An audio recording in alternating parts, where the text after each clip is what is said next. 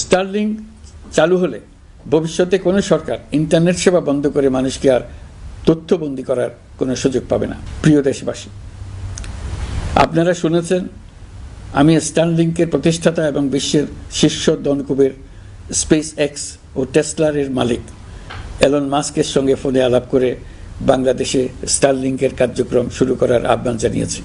সে অনুসারে কোম্পানির প্রতিনিধিরা এখন বাংলাদেশে তাদের কার্যক্রম শুরুর আয়োজন করছে। তাদের সঙ্গে 3 মাসের মধ্যেই বাণিজ্যিক চুক্তি চূড়ান্ত করার কাজ চলছে। স্টারলিংকের মাধ্যমে স্বল্প মূল্যে উচ্চগতির ইন্টারনেট বাংলাদেশের ডিজিটাল জগতে একটা বিপ্লব আনবে।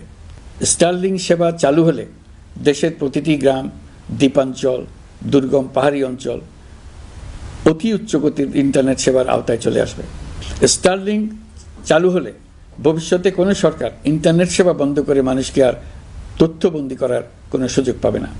বাংলাদেশের প্রতিটি অঞ্চলে বিশ্বমানের শিক্ষা, স্বাস্থ্যসেবা, অর্থনৈতিক ক্ষেত্রে সকল নাগরিকের অংশগ্রহণ নিশ্চিত করা যাবে। আমাদের নতুন প্রজন্ম দেশের যে কোনো প্রত্যন্ত অঞ্চলেই থাকুক না কেন, তারা বিশ্ব নাগরিক হয়ে গড়ে ওঠার সুযোগ পাবে। সরকার যুব উদ্যোক্তা নীতি 2025 প্রণয়ন করেছে। এর লক্ষ্য হবে সামাজিক, অর্থনৈতিক ও পরিবেশগত অগ্রগতির মূল চালক হিসেবে তরুণ তরুণীদের ক্ষমতায়ন করা।